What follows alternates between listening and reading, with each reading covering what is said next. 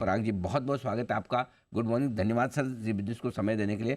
सबसे पहले एक सेक्टर जहाँ पर आपकी बड़ी गहरी पकड़ है और आप बहुत ही स्ट्रॉन्ग तगड़ी डीप रिसर्च करते हैं, बैंकिंग सेक्टर, उस पर आपसे राय लेना चाहता हूँ। उसके बाद बाजार पर भी यू लूँगा, लेकिन पहले एक बार बैंकिंग सेक्टर पर राय दें। आरबीआई की पॉलिसी जो आई है शुक्रवार को, उसके बाद क्या कुछ बदलाव हो रहे हैं? क्या आप पॉजिटिव हैं बैंकिंग सेक्टर पर पहले से ज़्यादा? डेफिनेटली अनिल जी, पहले तो बहुत बहुत शुक्रिया आपके प्रोग्राम में बुलाने के लिए। मैं 2012 में आपसे मिलता था काफी। तो बिल्कुल। बेसिकली मैं आपको बोलना चाहूंगा, बैंकिंग सेक्टर में मैं पहले से ही बुलिश था।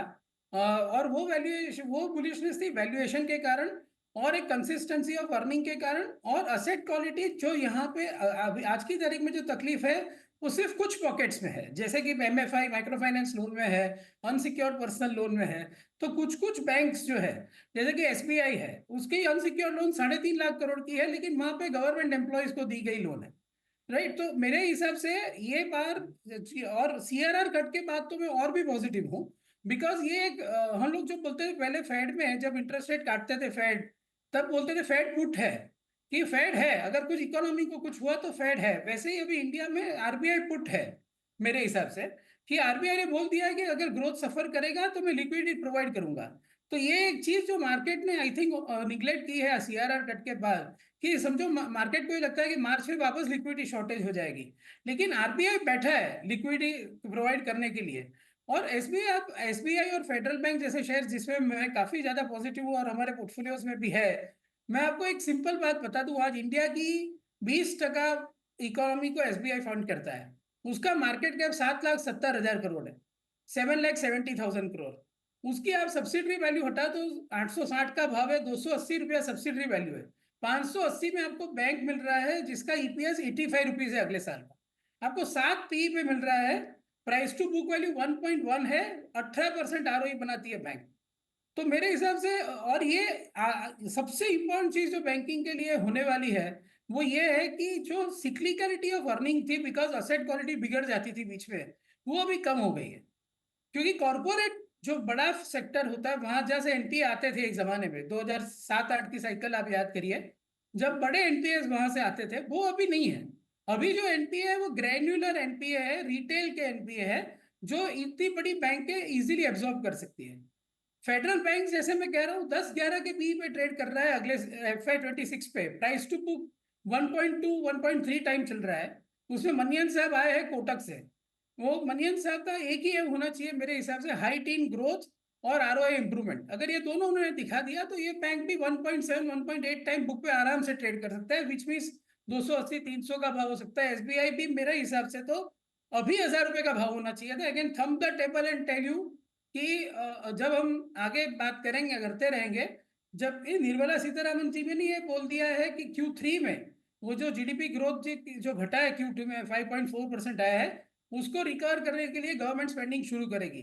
तो ये जो गवर्नमेंट स्पेंडिंग शुरू होगी उसका फायदा किसको होने वाला है? बैंकिंग को ही होने वाला है। और जहां पे सीडी रेशियो कम है, 75% से कम है, एसबीआई, कैनरा, पीएनबी, यूनियन, ये 4 बैंक है जिनके सीडी रेशियो 75% से भी कम है। और आपको एक सिंपल एक एग्जाम्पल देता हूँ सीआरआर कट का, कि एसबीआई के लिए 20,000 करोड़ रुपया फ्री हो गया। 20,000 करोड़ रुपया आरबीआई में पड़ा था जिसका इंटरेस्ट रेट उनको 0 मिल रहा था। वो अब लैंड करेंगे, उनको 8 8.5 से 9% मिनिमम मिलेगा अगर होम लोन में भी देते हैं तो 1,800 करोड़ का प्रॉफिट बढ़ गया।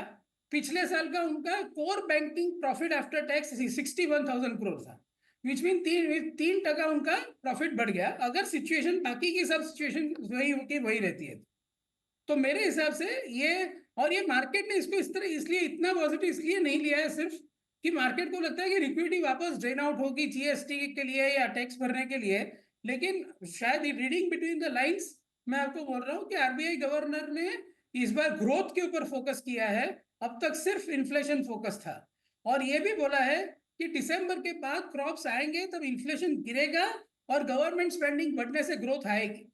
ठीक बात और है। ग्रोथ रहेगी और लिक्विडिटी रहेगी। तो ये बहुत इंटरेस्टिंग सिचुएशन होने वाली है जनवरी फरवरी मार्च। तो इस लिहाज से पराग जी, फिर भारतीय बाजारों के लिए क्या आउटलुक लगता है, कैसे दिख रहे हैं हमारे बाजार? ऐसा है कि देखिए, मार्केट ने 23,300 से 24,700 1,500 पॉइंट निफ्टी की तेजी एक साथ में कर ली थी। तो थोड़ा सा मार्केट रुक सकता है, कंसोलिडेट हो सकता है। But I am very please, मैं बहुत खुश हूँ इस बात से कि गवर्नमेंट ने, निर्मला सीतारमन जी ने खुद ये रिकॉग्नाइज किया है कि इलेक्शन की वजह से ये स्पेंडिंग रुकी थी और इलेक्शन के बाद ये स्पेंडिंग बढ़ेगी।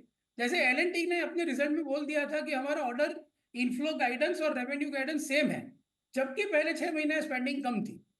तो ये क्लियर कट व्यू है कि December onwards Indian economy will see good spending by government, और प्लस होपफुली ये रिटेल इन्फ्लेशन भी नीचे आ जाएगा, वेजिटेबल प्राइसेस भी नीचे आ जाएंगे। और तो मेरे हिसाब से every dip is a buying opportunity, specially in banks. Okay, banks में खरीदारी करने का, लेकिन बैंक्स के अलावा क्या पसंद है आपको इस बाजार में? देखिए, रिलायंस जैसा स्टॉक जो काफी गिर चुका है ऊपर से, उसमें 3 चीजें अच्छी हो रही है। एक तो first of all market cap अभी आप देखो तो 70,80,000, 17,18,000 करोड़ है।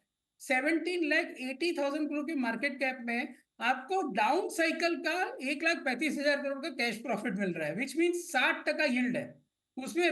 Refining has बॉटम्ड out, retail definitely festive की वजह से बेटर करेगा, और जियो में टैरिफ हाइक का एडवांटेज चालू हो जाएगा Q3 से। तो मेरे हिसाब से रिलायंस जो है वो भी ऐसा ही स्टॉक है जैसे एसबीआई है। ऑफ कोर्स एसबीआई में ये है कि रिलायंस में कभी कभी कुछ टेक्नोलॉजी डिस्ट्रप्शन रिलेटेड नेगेटिव्स आ जाते हैं, बट मेरा ये मानना है कि 60% कैश फ्लो यील्ड, जहाँ पे तीन बड़ी सेगमेंट बॉटम आउट कर चुकी हो। वैसे ही सीमेंट है, for example cement Q2 was worst, right. इसमें सभी कंपनियों ने इतने खराब रिजल्ट दिए हैं, अभी प्राइस हाइक के अलावा कोई चारा ही नहीं है। वो प्राइस हाइक दिसंबर 15 को आए, 1 जनवरी को आए, 15 जनवरी को आए। तो उसमें रेमको सीमेंट करके कंपनी है जो हमारे पोर्टफोलियो में है, उन्होंने बोला है कि उन्होंने अनप्रोडक्टिव लैंड बेच के 1200 करोड़ की डेट कम करनी है, और उनकी जो नई कैपेसिटी आ रही है वो सिर्फ $35 पर टन में आ रही है। तो बेसिकली ये कंपनी ऐसी है जहाँ पे कैपेसिटी बढ़ रही है, जो इंफ्रास्ट्रक्चर कैपेक्स के लिए सपोर्ट करेगी, खास करके अमरावती के प्रोजेक्ट के लिए, जो चंद्रबाबू नायडू का क्लियर फोकस एरिया है, उसके बाजू में ही इनका प्लांट है। तो वो उनको सपोर्ट हो जाएगा, और एक तरफ डेट चुकेगा तो इबिटा बढ़ेगा, इंटरेस्ट कॉस्ट कम होगी, प्रॉफिट पे आपको उसकी असर दिखेगी।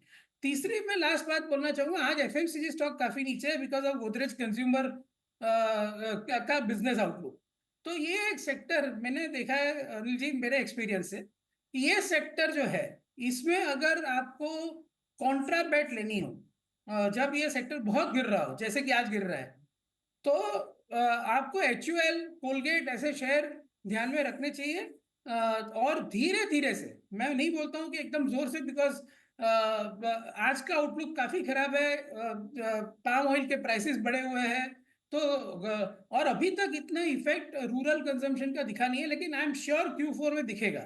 तो ये एक टेम्पररी मंदी है जिसका यूज करना चाहिए हिंदुस्तान लीवर और कोलगेट जैसे शेयर खरीदने के लिए।